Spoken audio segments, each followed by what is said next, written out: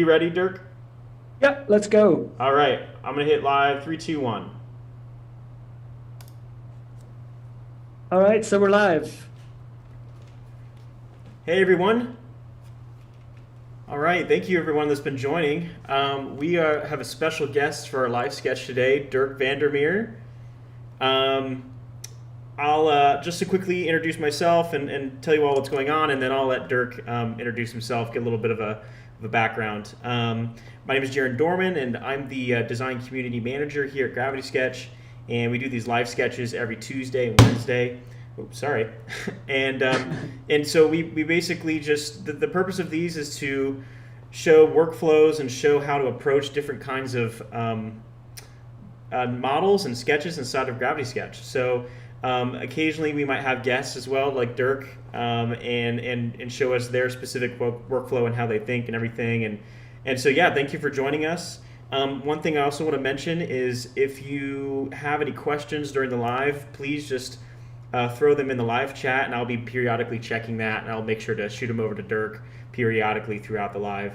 Well, without further ado, Dirk, I'll give it over to you for you just to give everybody a little bit of a background on who you are and what you do. Yeah, well, thanks, Jaron, for having me. This is it's going to be a lot of fun, I think. I'm Durk Van Der Meer. I'm a digital artist for I think about 10 years now, and I'm really into VR modeling. I started in Google Blocks, and then as soon as kind of Gravity Sketch had the subdivision modeling, that kind of became my full-time tool. So yeah, I really love the software, and today I want to kind of do something that you don't see a lot of people do with Gravity Sketch. Of course, Gravity Sketch is very good for industrial design and stuff like that. And back in the Google Blocks days, a lot of people were doing kind of cool low poly modeling with Google Blocks. But I just want to kind of show people that you can still do that with Gravity Sketch. And for that, I kind of picked this sketch by the wonderful Ian McQue, which kind of lends itself to that style, because it's no edges straight, no line has to be straight. It can be a little bit whimsical or wonky. That's actually the fun of it. So that's kind of what I was wanting to show today. Awesome. Yeah. I'm super excited to see this. When we met previously, we were talking about what we might do, and when you talked about doing something by Ian McQue, I was like, awesome, let's do it. Yeah, if you haven't seen Ian McQue's work or Dirk's work, please go check it out. We have links to all of Dirk's his website as well as his Instagram account in the description, so please check that out after the live and see more of his work.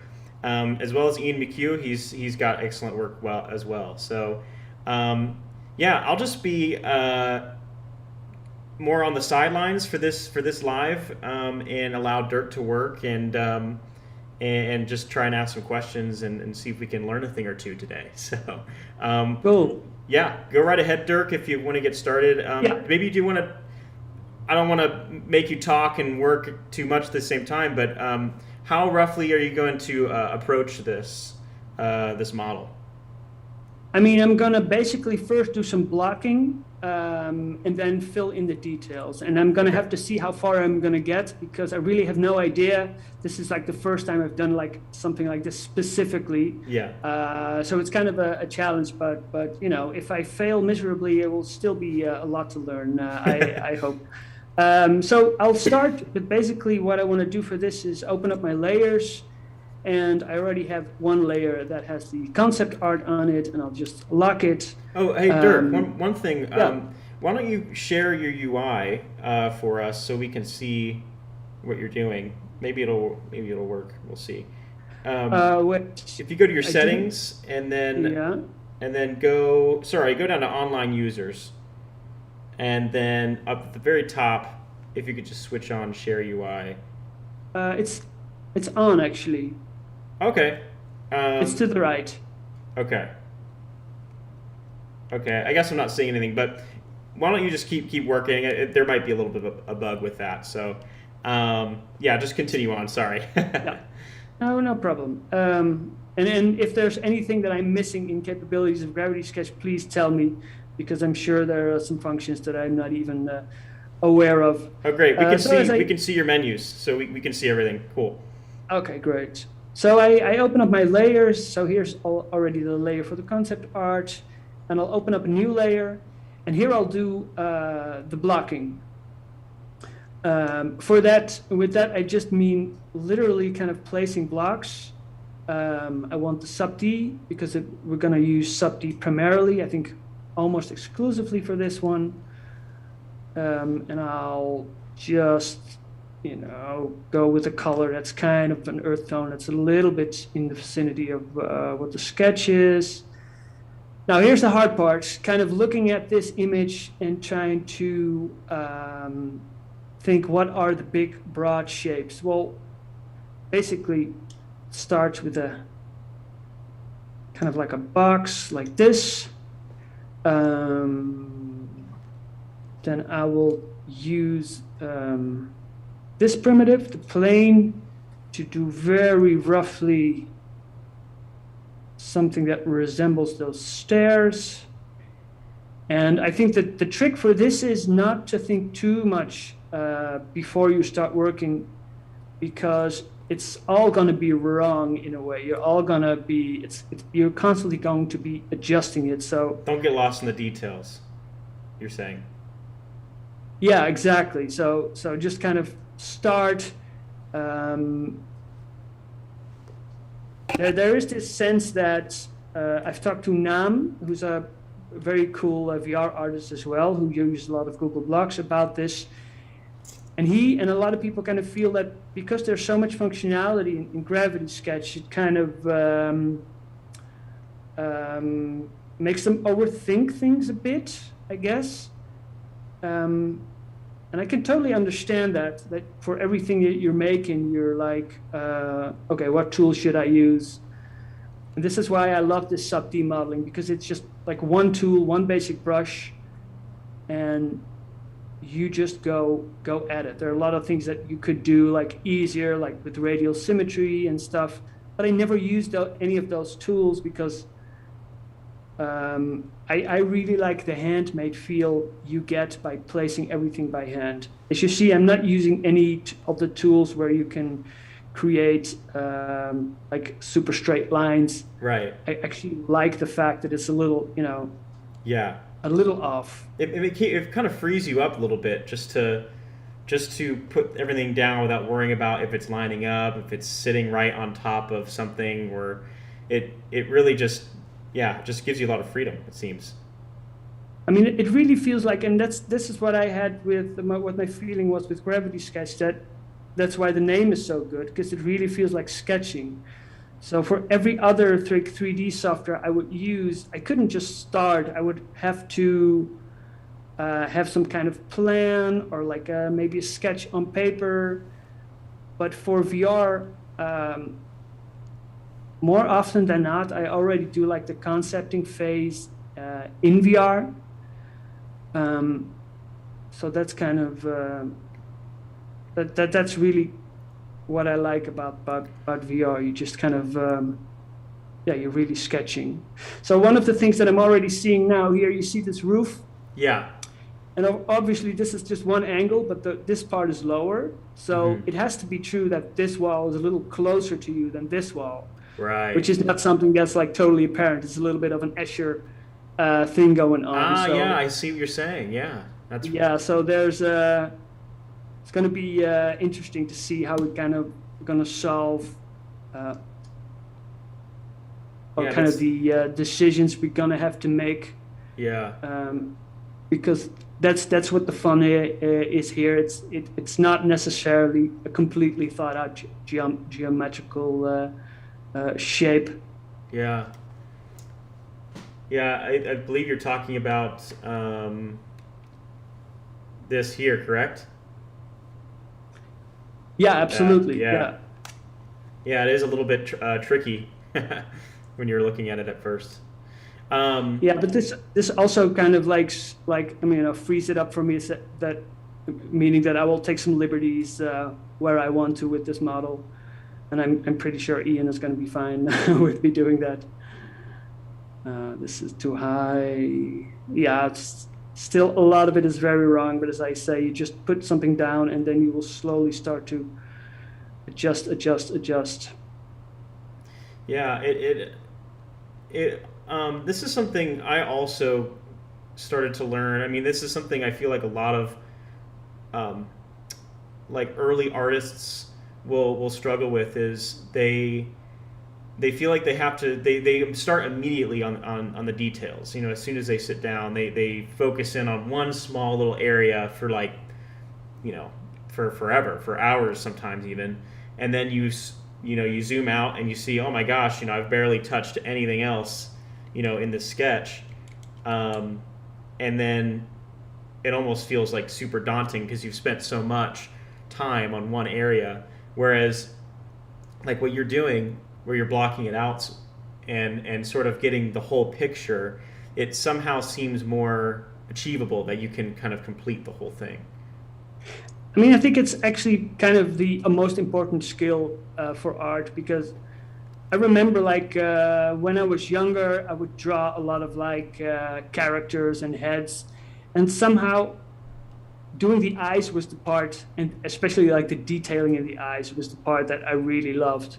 And I could immediately see when, for a certain head, I was starting on that detailing too early, because then you, as you say, you kind of zoom out, you look at the whole thing, and it's just the underlying structure is just kind of wonky. It's not.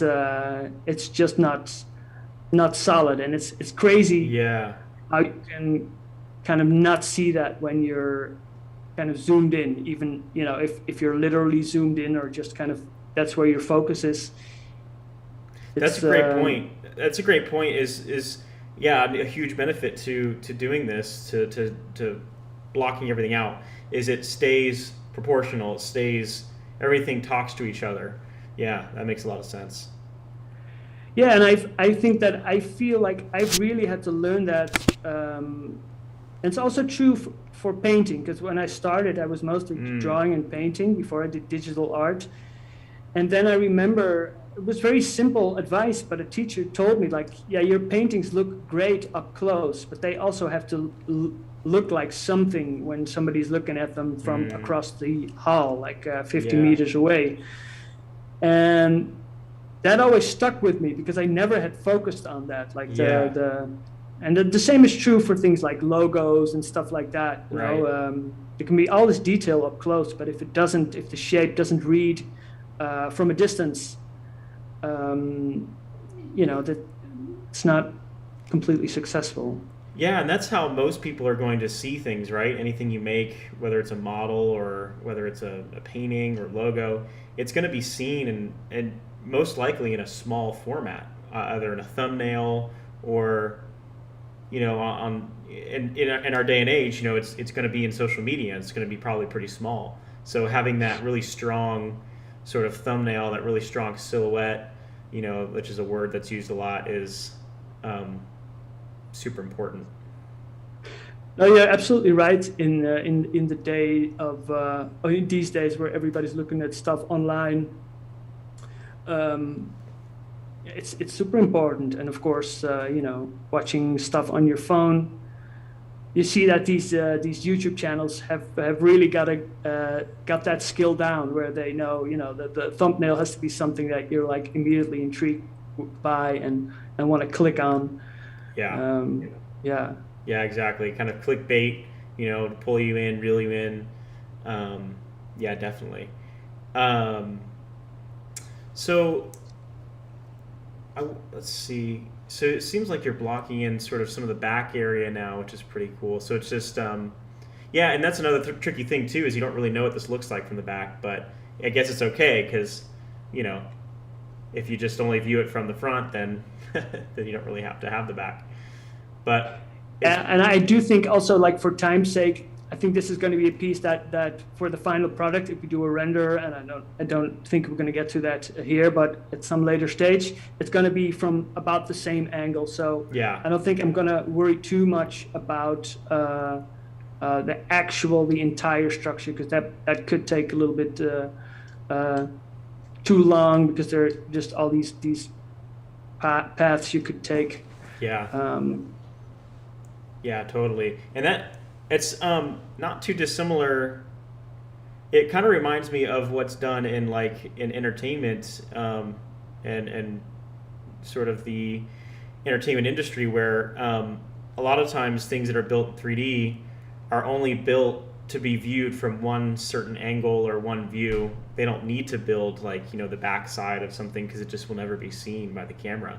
So that's like a fun Yeah, technique. for sure, and a lot of concept, like more and more concept artists are using 3D as like for basically do the blocking, or some take it a little further, some just use the geometry to draw over it, and then it's basically the same thing, and it can really speed up your workflow. I even learned like some time ago that we're talking about Ian McQue, the artist of this concept art, who is very although he works digitally on a Wacom, he's a very skilled traditional artist. But I learned that even he, every now and then, for one of his art ships, creates a little SketchUp model. That's super simple. He shared one of these images once on Twitter, just so he can easily draw it over. And if he wants to kind of see it at a different angle, he'll just rotate it, and then won't have to worry about the perspective so much. And I think it's interesting that people are kind of embracing that, and if you're a professional artist, you have to embrace that, because speed, Right. is so important. Yeah. And that was a digital model that he was using, or was that a physical model?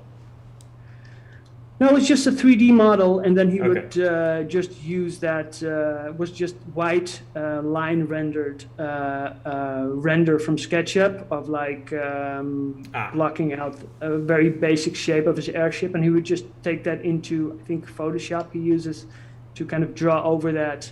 yeah. Um, Yeah, that makes sense. Yeah, just like we've seen that workflow a lot with certainly entertainment, as well as a few other industries, where they might use Gravity Sketch to just like block something in. It doesn't really have a lot of detail, but they'll just, I mean, kind of like how it's looking right now, what you've been doing, just blocking things in so that you can bring it in later, and now you have all the perspectives you could want. It's all in 3D, and so you just change the camera view, and now you have another underlay that you can use for a painting or sketch. We've got another power user in our community. His name's Jad Saber, and he made these cool sort of bikes, like motor, sort of electric sci-fi motorcycle bikes. And the actual Gravity Sketch models were pretty simple, but he took those and did like line work on top, and did all the part lines and all the extra little details, and it looked really, really cool. But yeah, just blocking in 3D. Yeah, that's great. Like perspective-wise, and also like if you want to put like a directional light on it, you can already kind of have an idea, like a correct idea of how the shadow is going to be. And then, of course, in Photoshop, you can depart from reality wherever you want, because in the end, you want the image just to look good. So, but then at least you start with something that's like fairly realistic. I have a question for you, Dirk. So someone sent in the chat here. They use blocking for their illustrations and for content presentation. Such a great tool, and the landing pad 3D viewer is a bless. So I'm curious to ask, do you use landing pad viewer at all for anything? It's fine if you don't. I'm just trying to find out if you've ever used it or if you think it's useful. I think it'd be great for us to know if that's something that you're finding useful in your workflow.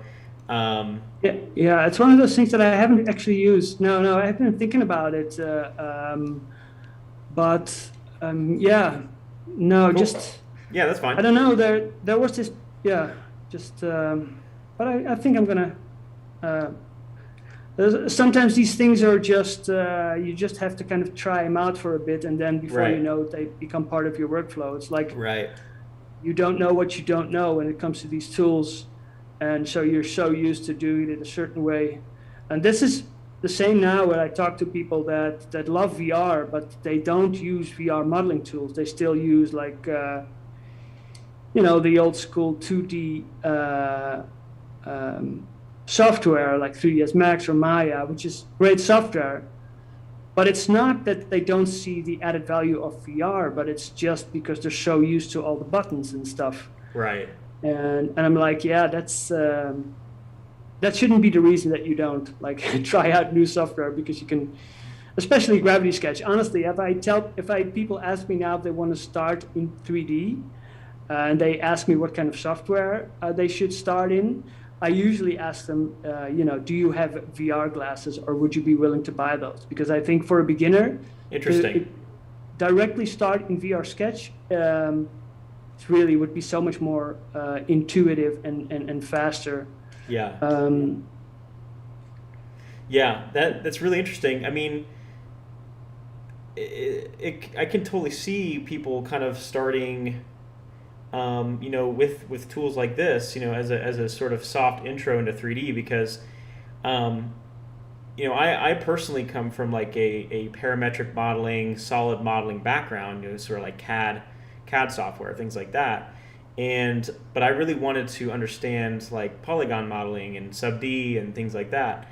And we used Gravity Sketch in school, and Gravity Sketch was actually really integral in my learning of sub-D and how sort of just like the logic behind it, how things connect together, edge loops, things like that, how many points connecting to each other, quads, all that type of stuff was just somehow made so much more sense in VR. No, absolutely. And also there's this, and that's I think what's also done very well with Gravity Sketch. If you can't you get it very quickly. You get this intuition of what shapes are possible. What would be logical, Yeah. and this way you don't kind of create those things that you don't really want in your geometry, like the manifolds, stuff like that. Yeah. It's Gravity Sketch won't let you just attach or snap a vertex where it can't really. Right. I could say that in a better way, but No, I understand what you're saying. yeah. Yeah, it's true. I mean, because it's right in front of you, as if you was there, and as if you were touching it, but it's not obviously physically there. But it's that spatial awareness, that spatial understanding of, this block is on top of this block, and then this block, is right next to it, and it's just intuitive to make those kinds of decisions. Where if you're in a 2D screen, you can forget a little bit, the relationship, objects have with each other, and there's ways around that, but just in VR it's a lot more Yeah, intuitive. I mean, basically, you're kind of building your spatial memory, or like spatial muscle, if you want to call it. Yeah. Because that's what your real world brain also does when it, thinks about shapes.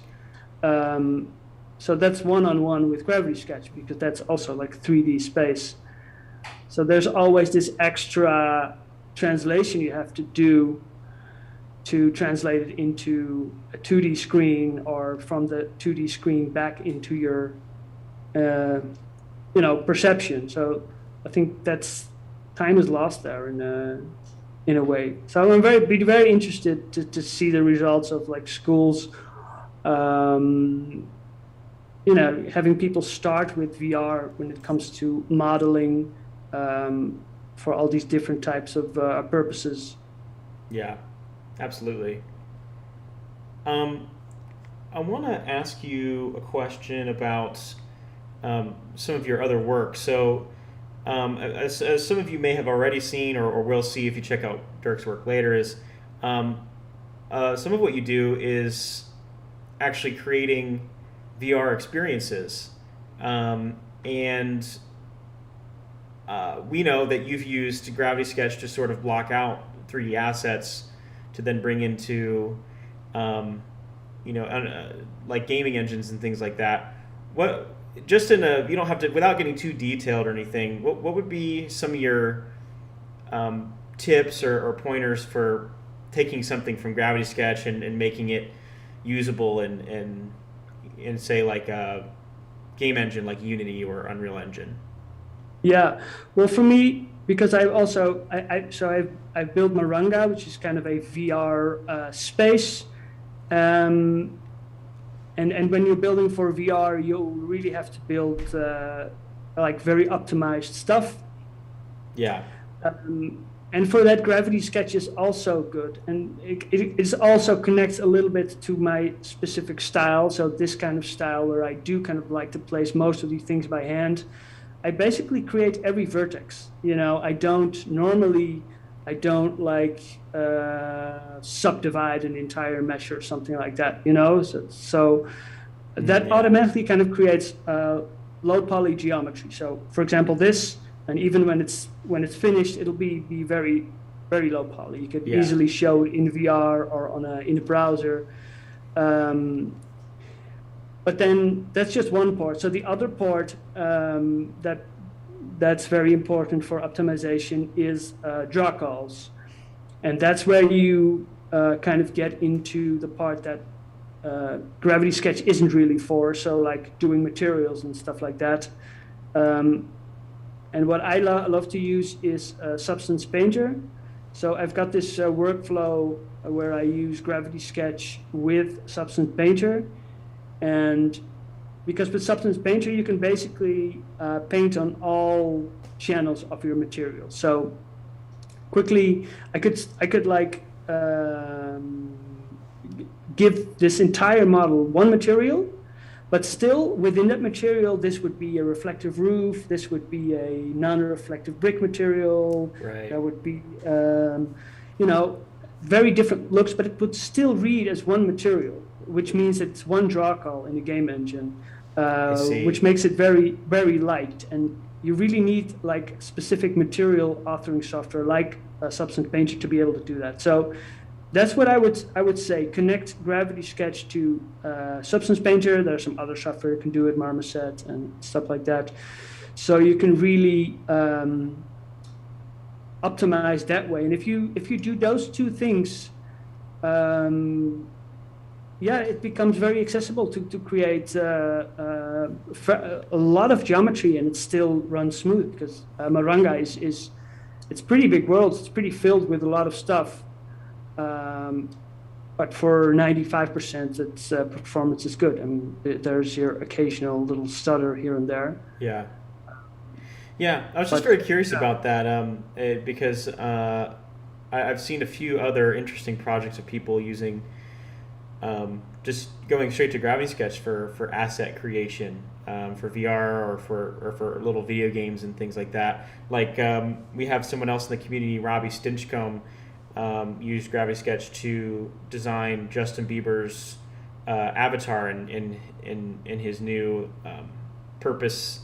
His video game is called Purpose. And, cool. Yeah, and he used Gravity Sketch to block out the whole Justin Bieber character, and there's a cool little video of it on our Instagram. But it just was really cool to see. He was using a lot of some of the similar techniques that you were talking about, just low poly. Wasn't super detailed, but it got the job done, and he was he did it in record time, and then just brought it into.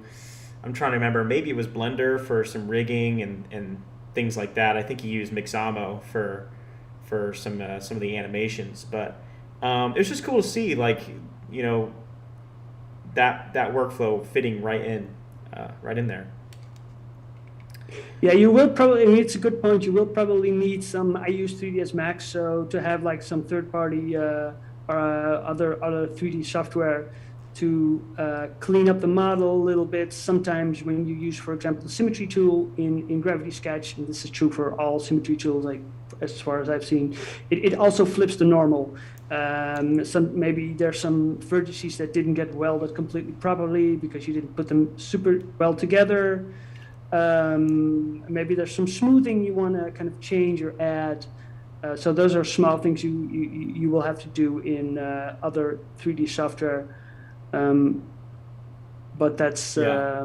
but I'm getting to the point that I know how it's going to react. So there have been several projects where I made something in Gravity Sketch and then like directly exported it to Substance Painter, and now Substance Painter has the automatic UV creation, which is something that I Ah, would still need to do. That's I kind of skipped that step, but you need to do that normally in like 3ds Max or some other software. But for organic models and kind of characters, the auto unwrap in Substance Painter works fairly well. really? So That's really yeah, cool. especially when I need to do things where I don't care too much about the UV mapping. So maybe I need a 3D model for an illustration, which is just going to be an image. Or it's going to be a turntable animation or something. And maybe I just don't care about using like the UV space super optimally. Then I'll definitely just use automatic UVs. That's yeah. That's really interesting because yeah, someone asked in the chat actually what you use for UV unwrapping, and so that's interesting. You say, yeah, Substance Painter has that new UV unwrap feature. Yeah, I would say like for organic models, you can use the automatic UVs from Substance. If it's more like a building, so something more like this, which much more angular, then it's actually not that good of an option because it kind of prefers to have less UV seams, but then the trade-off is you have more stretching, UV stretching. That's Ah, something you don't want with a lot of flat surfaces. So then I would just use automatic UV unwrap in 3ds Max or Blender, or those are a little bit more fit to, yeah, and usually you can I see. kind of make sure that I wish there was software where you could really kind of have a dial where you'd be like between the trade-off between UV stretching and how optimally you're using all your UV space. Yeah. Maybe that's already out there, but I think that'd be useful. Well, I know that some people in the community have asked about this, and we've somewhat discussed it internally. I don't think there's any really serious initiative on it yet or anything, but it's been talked about. What would a UV experience look like in VR? In Gravity Sketch, could that be something? I mean, because UVs have historically been very difficult to, at least for beginners, to kind of grasp the logic behind it, and then even for Yeah. experienced artists and designers, it's a painstaking process, or at least it can be, and that I feel like that's a process that needs much innovation and a much more streamlined uh, sort of way of working. Um, Yeah, absolutely. I mean, I'm not even saying that Gravity Sketch should implement it, but I think that if they would, then they would have to do it like really take advantage of the fact that it's in VR, yeah, and yeah, no, there could be really something there, because in a way, it's really, what is important for UV creation is a good edge flow, and I do think that that's the good thing about Gravity Sketch, because you're really kind of hand modeling all this stuff. You're very aware of your edge flow, and you're really you can really take that into account like right away. Um, yeah, and then if you have a good edge flow, you can just basically just follow those lines to create your UV seams, and they will kind of naturally fit your model. And over time, you'll get a sense of where you can allow a little, more stretching, or where you right. need a little bit less resolution, or go in more advanced things where in a completely unwrapped map, you can still like repeat certain surfaces. Yeah, Yeah, no, that'd be very exciting to have like a good VR tool for UV unwrapping. Absolutely. yeah.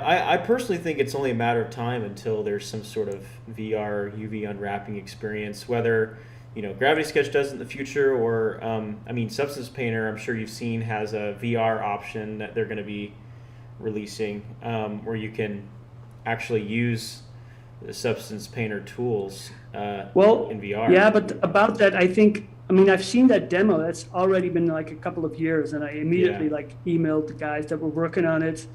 But I feel that's not really being developed.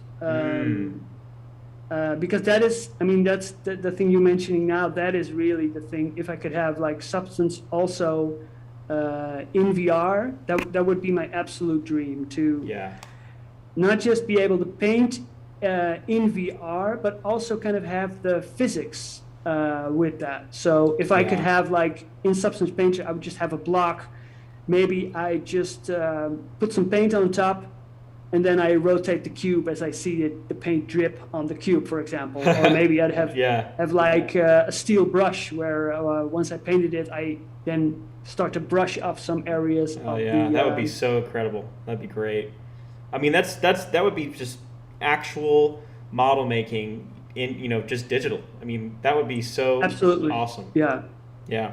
That'd be so intuitive, and that would also be like, I do feel if you get more and more of a workflow that takes use of all those real world things, then the real world will work more and more hand in hand, because then maybe you do want to make some things like out of actual clay in your living room, and then take that idea into VR and create it digitally.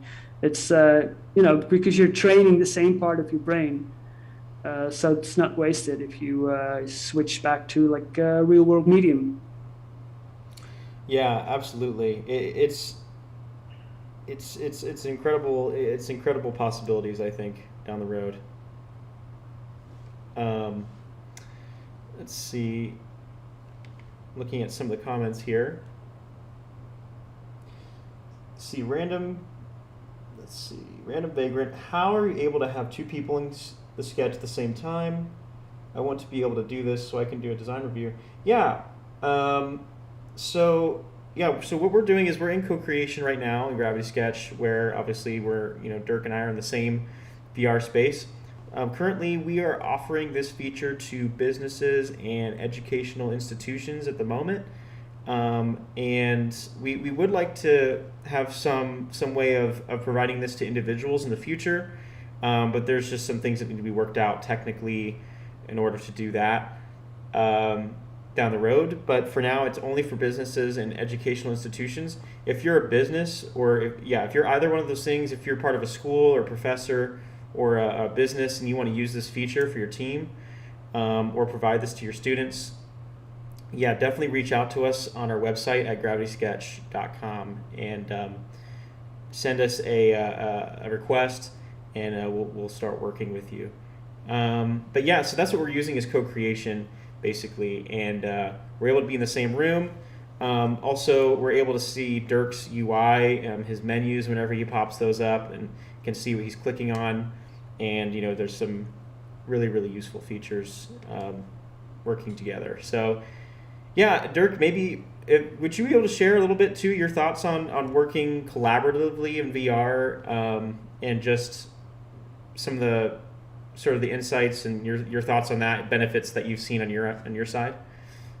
Yeah, I mean, I think it's amazing, and I understand that it's technically probably pretty hard, but if you could open this up to the public, I'm sure that even if it's like an added option where people just pay like a subscription for it or something, or pay for like the server costs or whatever, this is could be such a game changer. I was already able to like earlier on play around with it with some other people, and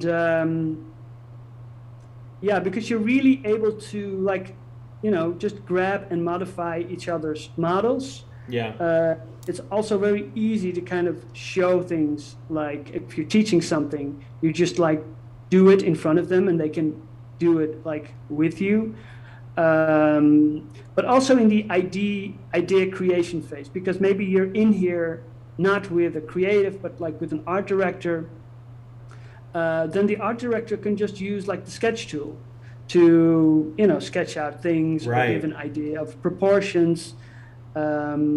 You could even, the Gravity Sketch has this feature where you add in a external camera, which you could also use in that space if you want to like predefine certain camera angles. Maybe Yeah. you're building a set and you want to make sure you're taking everything into account.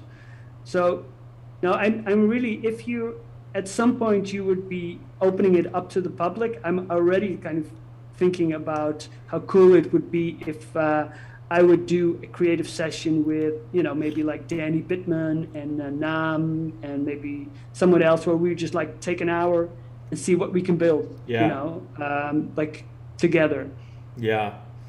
Yeah, absolutely. I mean, there's tremendous benefits and use cases, and we realize that. I mean, the community. I think there's a lot of possibilities and potential for individuals in the community using it. So, I know for a fact that that's something that we desire as a company to provide in the future. There's no really time on that. There's not really I guess I should say a a date on that, but it definitely is a desire. So because it's just for all the things you just said. I mean um, not just for businesses but for individuals to meet up and collaborate. It only just, I think, concentrates and exasperates not a good word, but just like expands the creativity and that will come out of using this tool. As soon as people can work together, and they're not siloed, but they're together in a VR space, even in a physical space. As soon as people just get together in any sort of scenario, in any sort of workspace of any kind, magical things happen. No, So absolutely, and that's synergy, yeah, and people have to kind of be in the same room, but that can be a virtual room as long as yeah, they can, do real time communication, whether it be just by talking or actually showing each other things. And I think it's even like has a bigger future, because if you look at a big part of where video games have been heading, a lot of a lot of it has to do with creation. People love to mod and create together. So I'm really dreaming of. This was one of the ideas that I had for Moringa, which I mean, I was too difficult to make, but that in Moringa, which is kind of this virtual park, where you just have this workshop where you could just kind of do some low poly modeling collaboratively. So it would be like a social space that would look really good and put you in a good and creative mood. But then you would also be able to actually create models in that space, and then learn from each other. And as you're making art together, I yeah. mean, like it's not just that; it's also like the therapeutic benefits to making art collectively. Yeah, I think there's a lot there that's even like beyond just businesses and designers. Yeah. With Well, so many people. yeah, absolutely. And another aspect too that I'm thinking about as well is, I, I've shown Gravity Sketch to a lot of people. I've demoed it a lot, in a physical space, in a physical scenario, as well as remotely, and describing, buttons to press and things to do for certain menus. Um, it can be a lot, and depending on who you're talking to, it's quite a hurdle, especially if it's their first time in VR. So having the sort of the share UI feature where I can see your menus, I can see what you're pointing at, what you're looking at. I think people being able to teach each other, how to use Gravity Sketch and having that ability will just sort of lift the burden of learning VR, on your own, figuring out what the buttons do. We also do intend on providing a lot more in-depth training content and a better onboarding experience for the Gravity Sketch program. as well. But I think co-creation too for individuals will increase this ability to teach each other the tool as well. I mean, absolutely, and also because for like a tool like this, and it's true for a lot of software, but especially this, so much of it has to do with muscle memory that if someone were to ask me on an app like how do you do this or that with Gravity Sketch, honestly, 90% of the time I'm like I have no idea. I just have to like envision myself doing it, and then I'm like, oh yeah, oh it's this button, and then it's that button, and then I do this. So because it's really already gone to like that other part of your brain where you're not like consciously doing it, but just you're thinking it and your hands are kind of doing it, if that makes sense. Yeah, definitely, absolutely. Awesome. I see you got some windows going on here as well. You got. Yeah, I'm making a little bit of the mistake that I'm zooming in a bit too much. So I got. No, it's great. It's looking good. Love it. So this is the point where you have to kind of zoom out and be like, where are we going with this? Because there are other times I'm not doing that now, but sometimes I could have done it with this one, but it might be useful to show. Sometimes I do create like a blocking layer where like just like these yellow parts would have been, and I put them on a layer and I make it like transparent like this, and then I just kind of start to build over that. Oh, interesting. But that can be useful sometimes if you already know like your blocking geometry is something you're gonna have to like throw away. That can be super useful. Yeah, that seems like it could be really useful. Like a 3D underlay. Yeah, I've also seen some designers and some users use sketches for that too, like line work, and then hide it and use it as a sort of a skeleton, I guess. Yeah, no, absolutely. I mean that was like the first 3D stuff that I did in like pre VR was like try to make a car and actually just download images with the front, side, and top view, and then on your 2D screen try to figure out, just pushing vertices around until it kind of starts to make sense. Yeah. So that can still be useful, but for me it's crazy to think about those days and be like, oh man, if I do that now in VR. I mean, I have gotten better, so it's not a complete fair comparison, but I do feel like, yeah, it would be so much faster. Yeah, absolutely. Another thing I'm wondering about too is, you may have mentioned it earlier, but is your plan to take this into another program to do some texturing or any renderings, or do you plan to continue this further, or is this kind of like a quick little sketch? No, I want to put this in. I want to take this to Substance Painter and then put materials on it. And the nice thing about Substance Painter, it has some. You can already kind of render inside of it. So I'm thinking of doing that and then doing one or a couple of renders. Awesome. Yeah. Well, everyone watching, stay tuned for make sure you follow Durk so you can follow up on that process. Yeah. No, definitely. I'll do that. I hope this is going to be a successful model, but. Well, it seems to be really come together. I mean, I'm looking at it from roughly the same angle down here, and it's looking great. Yeah, it's just constantly like, oh yeah, now I realize this is, and I'm not going to be perfect about it, but like, there is a thing where, especially with someone like as skilled as Ian McQue, like what we just talked about in the beginning, like the global thing already reads well, and then you go in and you see all the extra added detail. Yeah. But I really want to try to catch and get that, like the global scale of it kind of right. Right. Yeah, I was also kind of teleporting around too earlier just to like get a sense of the space with the little banana tool, It's kind of cool. Oh yeah, that's fun. Yeah, I don't use it that much, but it is very helpful for more like architectural stuff, where you can really kind of teleport. Yeah, you've done some Uh, really cool art viz type work, architecture, and, interior design type work too. I've seen on your website. Um, could you just talk a little bit about some of that work that you've done, the architect? Because you do a lot of different things in VR, characters, some vehicles. What's some of the work you've done for like architecture and interior design?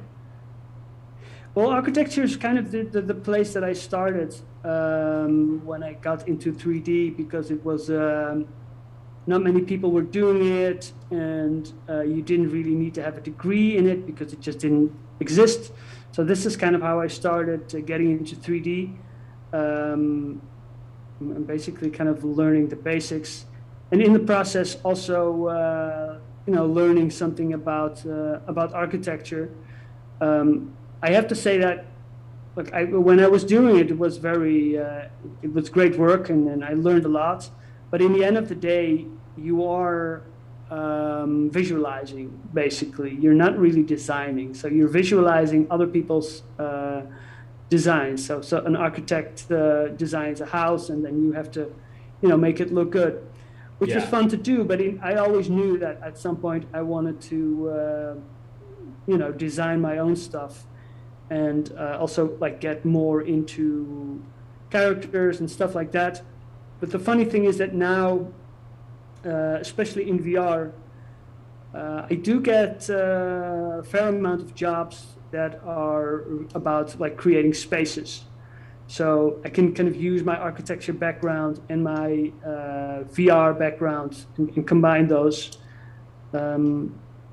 Yeah, which I do think helps, because I do believe that if you're going to create a VR space, you should create it in VR, because I've heard stories from so many people that they were building this architectural space, and looks great. They've even done some renders, and then they put on their headset, and then they realize, oh wait, this is way off. This lamp is too big. This wall is too thin. These are all things that are just not completely obvious. Yeah. When you're working on it on a 2D screen. Yeah. That's really cool how you've been able to kind of combine those two things, and the different experiences in your career, with architecture and interior design with VR. I mean, I think also VR has probably had I'm just thinking, the architecture industry has been using VR for a much longer time. I think, at least in my view or in my observation. I mean, Yeah. yes, sure, and I think like big studios are not afraid to use that new tech, but for me, I've struggled quite a bit trying to explain the added value of VR to architects. Huh, interesting. Because a lot of times, but you got to understand, these were kind of smaller firms that I was dealing with back then, Uh-huh. and they were not even that sold on the idea of doing animations, because when you have an image, you can really control it. You Right. really know what you're showing, and for them, it's much more about showing the information. Right. And then you put something in VR, and suddenly it becomes kind of real, and you become a little bit more afraid to show it to the public. Architects have told me this, that when they would actually put somebody in a building in VR, then suddenly so much more questions would be raised, because they could suddenly, a lot of people have trouble reading a 2D layout of a space. But in VRs, they suddenly start to think, oh, but, well, how would this work? Where would I go if I want to do this? Or this space feels too, doesn't give me a good feeling, or this hallway is too small. So, yeah. And of course, my throwback would always be, but that's what you want, feedback is good. Yeah. That's what you can learn from. But yeah, we had to do it once where like this architecture firm had planned this building But then the I don't know how you call it, municipal or like the local government was afraid that it was going to not look good, and then they actually had me create like a virtual model to show them what it would look like if you would stand under it, and then they were like, okay, now it's go Wow. ahead, we trusted this is going to work. So that was kind of one case where it kind of went the other way, and actually it kind of solved the problem. But I mean, also the 3D skills in architecture firms, it's usually when I deal with that, it's like the young intern is the guy that does the rendering and does the Yeah. 3D modeling. It's still kind of a young man's or a woman's game. And then Yeah. even like having to create the geometry needed for VR, it needs to be super optimized, and that's like a whole new ball game. And then Yeah. that kind of even less people are able to do that. But I've seen, and this is interesting, that I've seen like what I would usually get from architects were like SketchUp models, and I'm not. Oh. And I've seen like the quality of that like improve dramatically over the years, just because more people more knowledgeable in 3D were working on those. And in the beginning, I would get these models that would have like the walls would be like copied over themselves like 6 times or Yeah. some stuff like that, or all the normals would be just shit. Yeah. And now that's really I'm getting like clean models, and all the layers have names, and that's that's Yeah. that makes a big difference if you want to use that stuff in a pipeline beyond just Yeah. creating a render. Yeah, I mean, I can see how that would just be huge, make such a big difference. It's amazing that story. I mean, that the VR was kind of the defining factor in whether a project moved forward or not. I mean, that's a big deal. And I mean, if you can stand under something and see it, it's a huge thing. But yeah, I've always been curious about that. Who's doing the renderings, who's doing the modeling, and is that the actual architects? Is it completely just shipped off to maybe even another firm to do the actual visualization? Well, usually it is like one person that is the guy that does it, or a woman that does it. But it was interesting, like 10 years ago, I was talking to a friend of mine who was also, and it still is, an architectural visualizer, about these tools getting easier and easier. And he was really afraid that like, just a couple of years, man, and then architects are just going to do that all themselves. And I was like, I don't think so, because in the end of the day, of course, you got to know all the techniques, but it's something that is a skill, and that just means that you got to have a certain way of looking at things and know what's important and what isn't important. So, and architects just want to really focus on the design, and I don't want to get lost in setting light settings, for example, or like material authoring software. They just have like the samples from the manufacturer, and then they're like, yeah, we'll just show that to the client, and like, these are the bricks that we're going to use, and these are the roof tiles. Right. For thinking up a design, you don't necessarily need to go into all that detail. But then, of course, in the commercial market, and with the way that it's set up in Europe, where you have to how do you call it, like a tender, like where you it's like a contest basically. Yeah. So you have to present like presentation material and stuff like that. And that's the real purpose of visualization in at least in the Netherlands. Yeah, that's interesting. It's definitely, it's one of those industries I don't know as much about. I actually went to school for industrial design, so product design, things like that, I know more about. But architecture has always fascinated me. I thought I was actually going to be an architect, when I was early on, when I was in high school. But then I realized that a lot of the sort of the flashy bits of architecture, designing these crazy beautiful buildings is something that really most architects don't do, at least. It's a little bit more minuscule in the details, what most architects end up doing. Yeah, no, definitely you're not, the architects that can like make a rough sketch and have the genius idea, and then that's all they do, and then those are just a few. Most of the architects are really working out like technical problems and working on the details. But what made you choose for industrial design then? But it must have been something there in itself that attracted you. Well, I think so. What I just mentioned a bit ago was, just like with architecture, I wasn't able to. I found out with architecture, I wasn't able to express as much creatively, I guess. At least as a professional in the field, it'd be a little bit more, I guess, focused down on the details. And to me, I had so many other interests beyond structures. I was really interested in like shoes and cars and like electronics, and I didn't know what industrial design was. And I quickly learned, once I was talked to a few people in my school, they asked me, have you ever considered industrial design?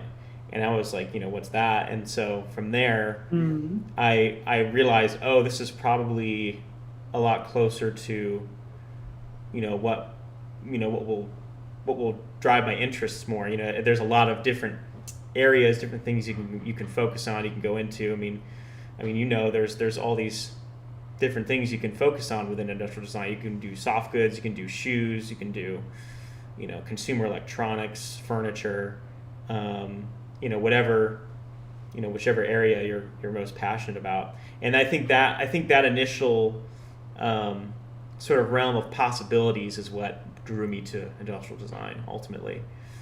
Yeah, I think it's very, very interesting. And I actually went to like after my high school, or what was high school in the Netherlands, I went on to figure out what kind of study I would do after that. And I also considered industrial design. I even went to one of those like information days, and it was very interesting. But in the end, I did like go to art school because I just felt like, I just felt it'd be a little bit more creative. But yeah. But nowadays, I'm very interested in like creating things like. Purely virtual, but like shoes or like vehicles or toys. All of that interests me greatly. And that's the cool thing. I don't think I really realized when I was in like high school and still trying to figure out, what I was going to do with my life, or what I was even interested in.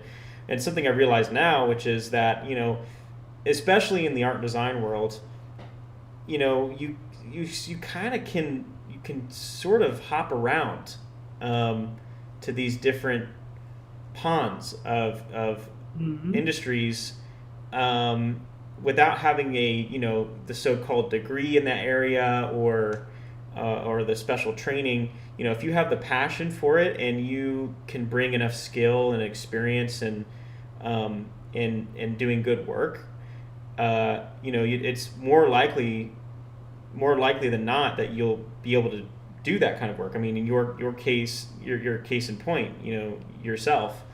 And that's something that really excited me, when I was in college. I was like, okay, I can do industrial design, but if I really wanted to, like, I don't know, somehow if I was really interested in architecture or, my interest shifted to another area, even say entertainment, for example. A lot of industrial designers, some go into entertainment. That's totally possible. It's totally doable. You don't have to go back to school again or anything. You may need to learn some new skills, but you can do a lot of that online. Yeah, and also because like you are always like constantly learning new stuff, and I do feel like the lines are between those different professions are over time always a little bit kind of crumbling, kind of going away in a good way, because there's so much out there. And I thought about this a lot when I was younger, when I was like not very good at art, and I was like, what's my thing? What do I want to do? I think that most young artists like think about that.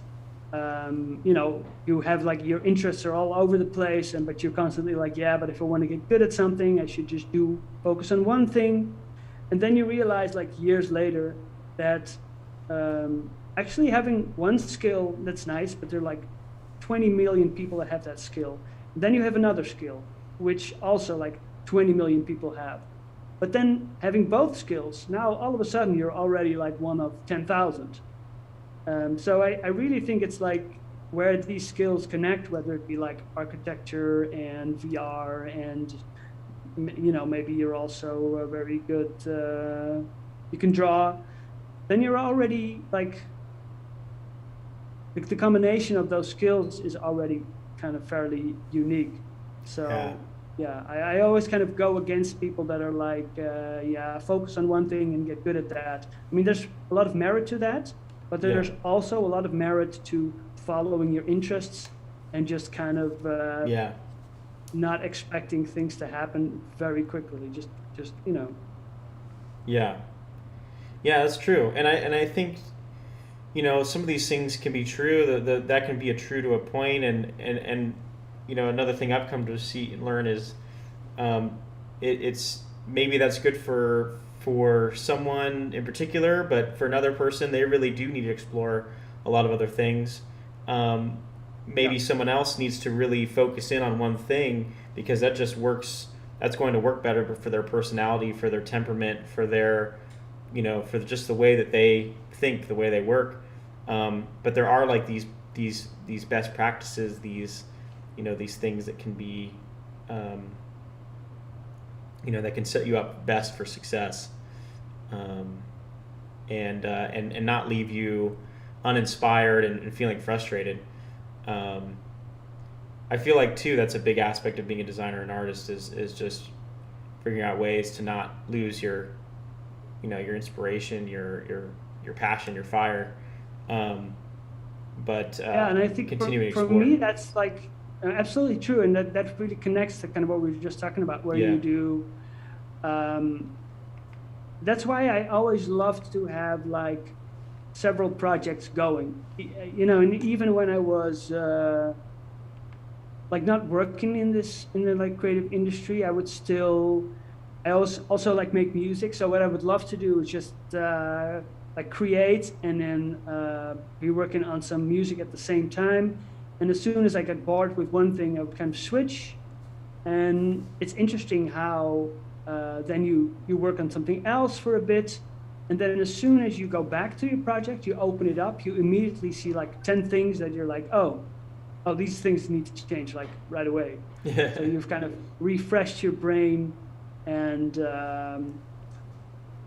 so, yeah, because I'm not very disciplined guy, I am really all about, so for me, it's very important to being able to manage my motivation.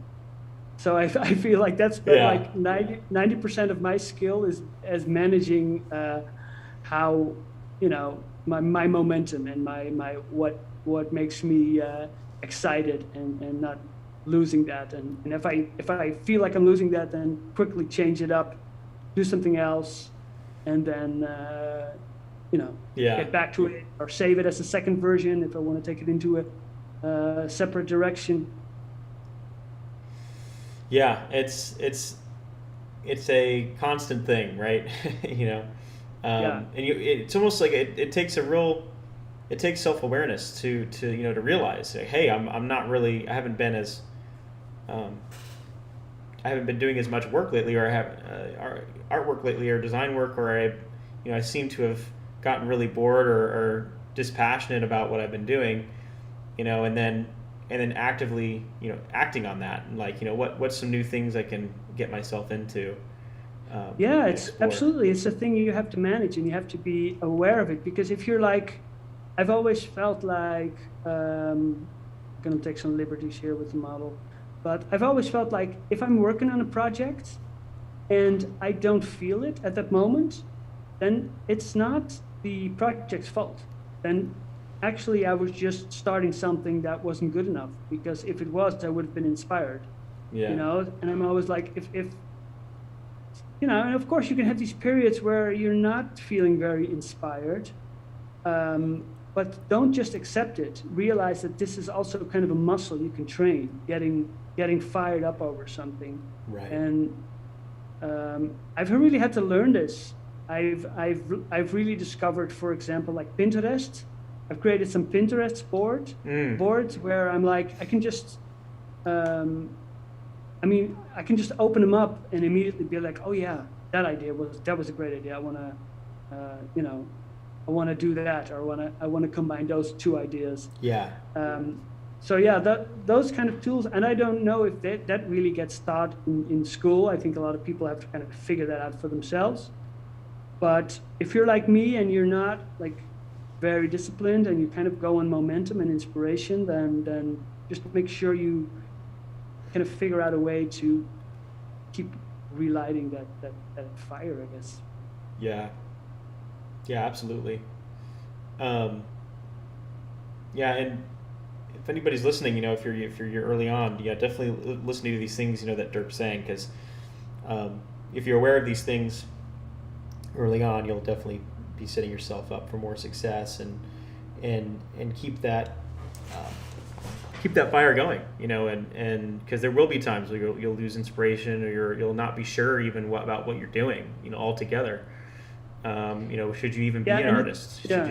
It can also kind of get worse. So maybe you're like not very inspired, but you've kind of attached your whole identity to making art. Yeah. And then you start to feel guilty. Why am I not making any art? And then you start to feel worse. And then there's, the higher the level of fear is, the less creative you feel.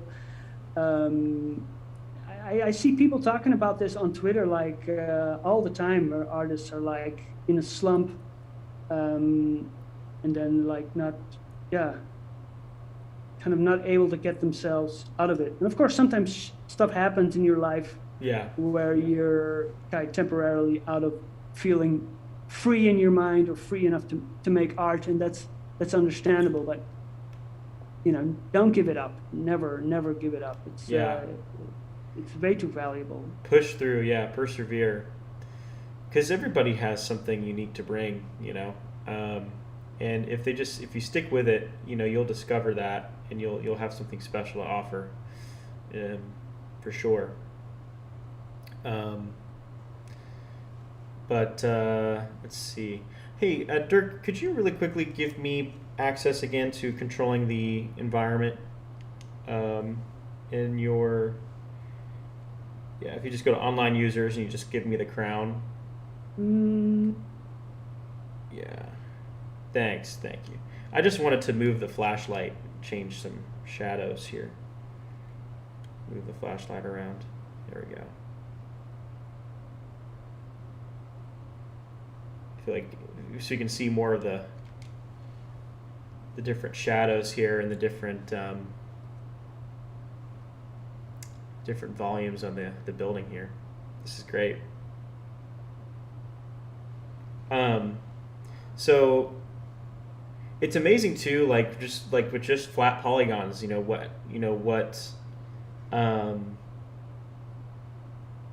much detail and how much you can express in 3D. And you haven't smoothed anything. I mean, there's nothing in here that's really been smooth.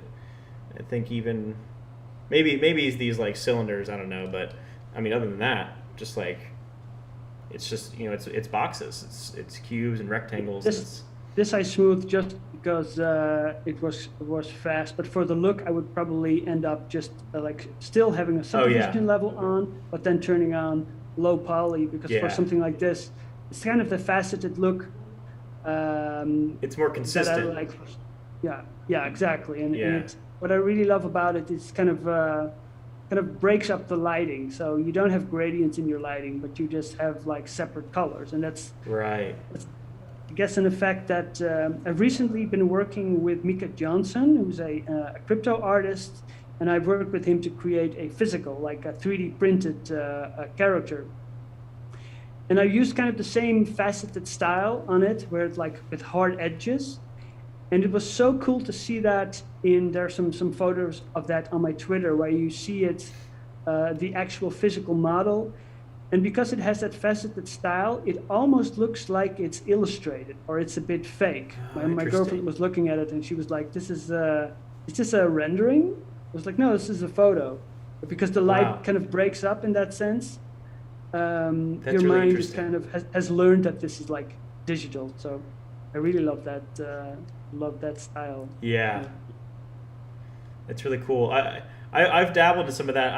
I did one of the recent live sketches. I made an X-wing from Star Wars, and I just did all low poly, modeling. I didn't do any, subdivisions and smoothing and crazy surfaces. Just super basic, super low poly, kind of similar to this approach. And it was just so. I felt it was just so freeing. I could just make all the volumes really quickly. I didn't have to worry about whether it was looking quite right, and but I was able to get the essence, of the form and of the shape, and it was just really fun. So if anybody hasn't tried that yet, I would definitely. Yeah, it's really what you would call like a sketching style, but then for 3D. It's very quickly get your point across. For me, the hard part in learning kind of low poly modeling was to keep a kind of a consistent level of detail, because when I started out with it, I would very quickly kind of lose myself into a little element, and then I would zoom out, and I would have made it way too detailed. And now all of a sudden, all these other things needed more detail. But I kind of like how there was this kind of limitation in Google Blocks, where if you would just move vertices too close together, they would just snap. And basically you have the same thing here in Gravity Sketch, but here you can zoom in, and then that has effect on the range.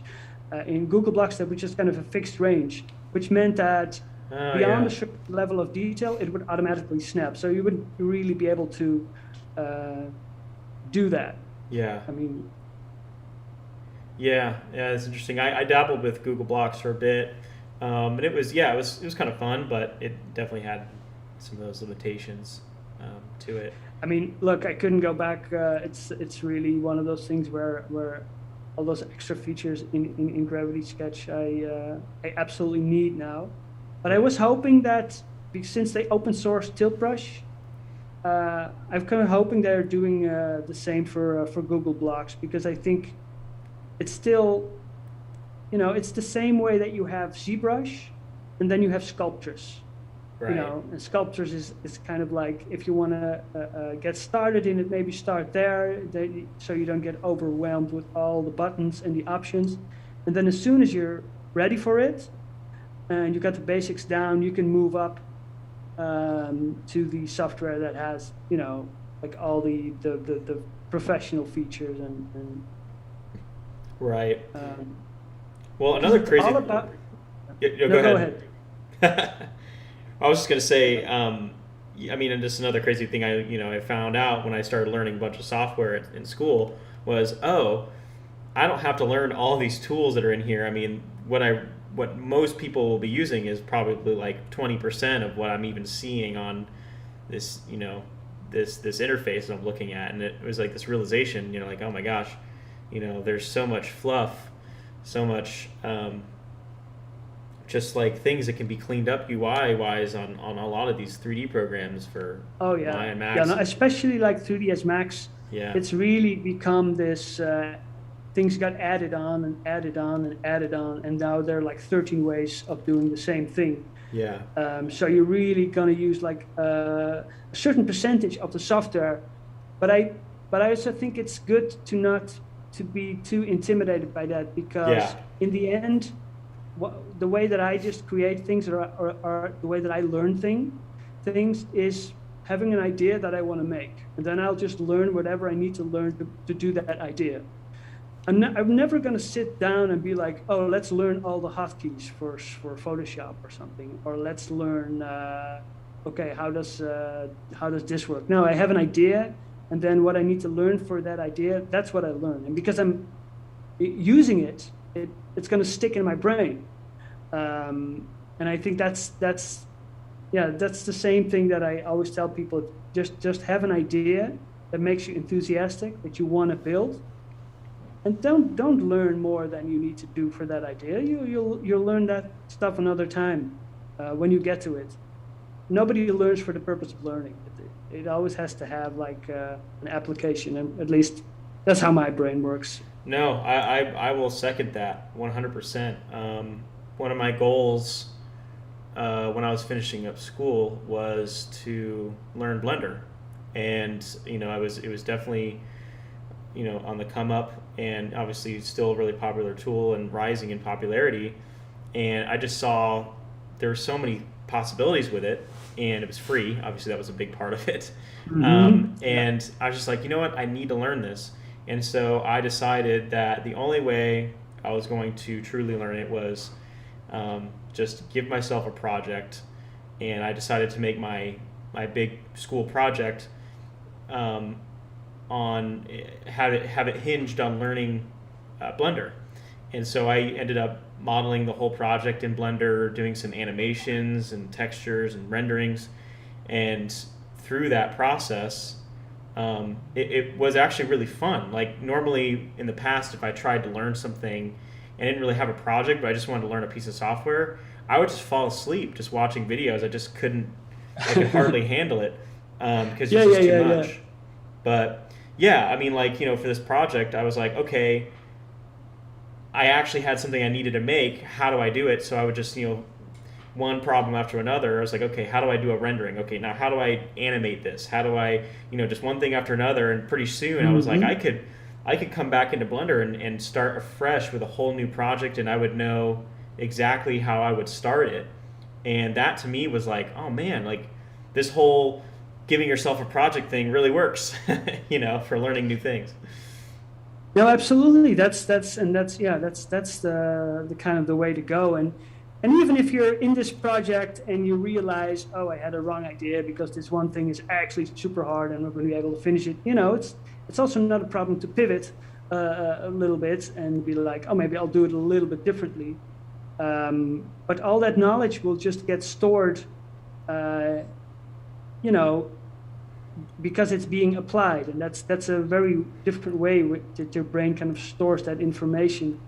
And a lot of times I'm learning things that I'm like, I'm going to forget this like 10 minutes after I've implemented this.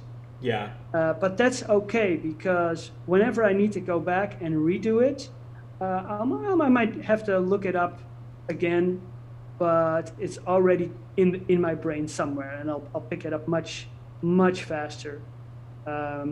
And then if you start learning like that, then all of a sudden picking up new software becomes much easier. I mean, the first time I picked up my first piece of software, it was very hard. But if you know Photoshop, then After Effects suddenly becomes much more intuitive. And then Substance Painter is also pretty intuitive. Because you already know how layers work, and you already know how masks work, and you realize there's so much like transferable stuff between those pieces of software. And I think and then it's much easier to start new software. And I think this is also a trap that a lot of people have. They get used to the stuff they use, and they're kind of afraid to start from scratch. Where if you just keep learning new stuff, you'll just add to your skill set. I mean, you were talking about Blender. It's one of those things that I have actually been putting off and meaning to learn. But yeah. I've tried a couple of times, and every time I'm like, but I know, I know how to do this so quickly in this other piece of software. Yeah. But what I need to do is exactly what you just said: give myself a project and just start doing it. Well, also for me too, it was born a little bit out of necessity, because I didn't want to continue paying for Keyshot beyond school, without the student discount and all of that. And I also wanted to learn how to do poly modeling and even a little bit of animating. And I thought, well, if I could learn Blender, I can do all of those things, and it would be completely free. And so that was a little bit of a motivator, was, Blender. I saw Blender as being my new rendering engine. and without basically just a free rendering engine that I could do anything I wanted. I could do all the texturing and all the camera animating that I could ever want. That was part of my desire as well with it. But also, I would say too, I mean, because I downloaded it maybe several years ago before they had their major overhaul, their UI overhaul. It was really daunting and not really that fun to use, and I decided that Blender, I won't be able to learn it. It's just not fun, and that's what a lot of other people said. And then when I gave it a chance towards the end of my school career, they had released their major UI update 2.8, and it looked so different, and it looked like something I could actually learn, and something that could be fun and understandable, and that also gave me a little, I guess, confidence in approaching it. But yeah, that's interesting. Are they kind of promoting it in schools like Blender, because it's free? It would make a lot of sense, I think, for them to kind of. It's a good question. It wasn't really promoted in my school, at least not in my program that I was in, industrial design, because as you know, the traditional tools are very much still, learn SolidWorks, learn, maybe Fusion 360 is even a little bit in the fringe right now, but I think it's gaining some a little bit more mainstream usage. But all the parametric modeling programs, Rhino, Alias, that kind of thing, Blender not so much, but in transportation design, which is the track that I was in, it was starting to be used more, because this, not necessarily encouraged by the professors, but the students were realizing this is a free tool, and this is something that has a lot of power and potential to it. So just a lot of the students started to adopt it, and as well as Gravity Sketch, of course. But I think it was maybe encouraged a little bit more, maybe in the art side of things at my school. So I can't really speak to that as much. But I would say, I don't know, in education, I think they are promoting their tool in education. I haven't really looked too much into that side of things, but it would definitely be smart to do that. That's definitely something I would say Gravity Sketch is certainly been doing for a while now, which is offering Gravity Sketch to educational institutions for students to learn their progress. I mean, my school, my professors would include Gravity Sketch in our homework, so we had to use Gravity Sketch in order to for concepts and things like that. And I think it really normalized the usage of it. And then what you get out of that is you get all these little Gravity Sketch evangelists, that when they go out into the industry, they're like, hey, where's Gravity Sketch? And if you get that happening enough, in the professional world, companies are going to start to think, maybe we should start paying attention to this tool a little bit. Absolutely, you're educating like a whole generation at once, and you're fighting against habits, and those are sometimes hard to break.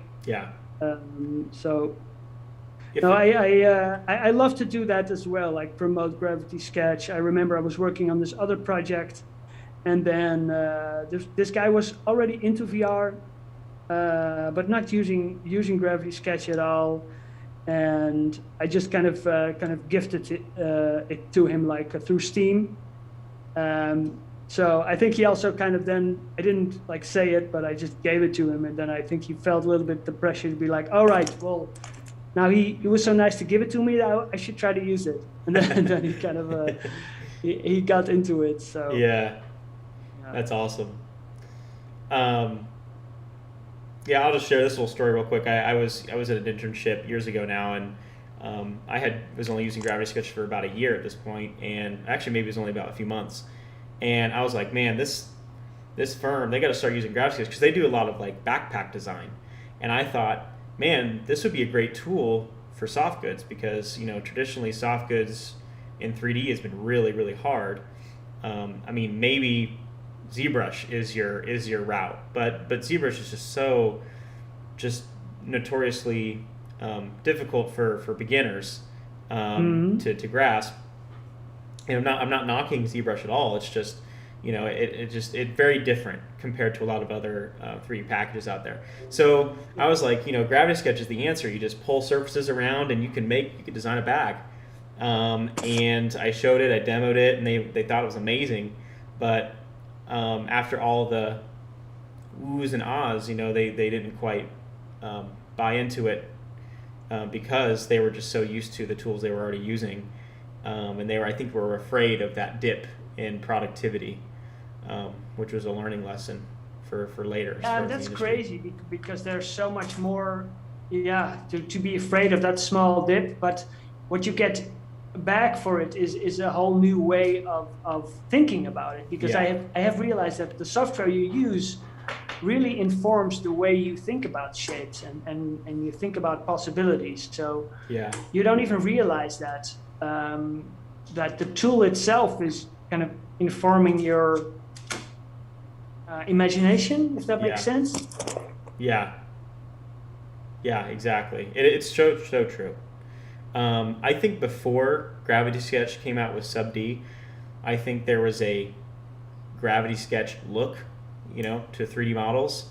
They a lot of them, I think, because you were able to hand sketch curves and these NURB surfaces, you could kind of tell, at least in school, we thought, oh, he made that in Gravity Sketch, because it kind of had a look to it. But I think ever since Sub D came out in Gravity Sketch, I think that sort of went away because you can do that in any other program, but it's just, the benefit of doing it much faster, in VR, which was the benefit. But yeah, it definitely can inform. The tool really can inform the look for sure. And no, I see what you mean when you're looking at something and you can immediately see, oh, this the kind of tool that's being used, and that's cool. I mean, it can also help. For example, something like tilt brush. There's a very specific tilt brush look. Which does help you in when you want to get started in something and you don't know about UVs or about rendering. You can do a lot of cool things with tilt brush, but in the end, I do feel like only really good artists can give a personality to a tilt brush piece in a way. It's Yeah, I absolutely agree. If you understand the tool and you understand what you're trying to do and you're, you have a good vision as an artist, you really can. It's totally possible to put your personality and your spin on it. Yeah. Let's see. Let me check some of these comments here. I haven't looked in a minute.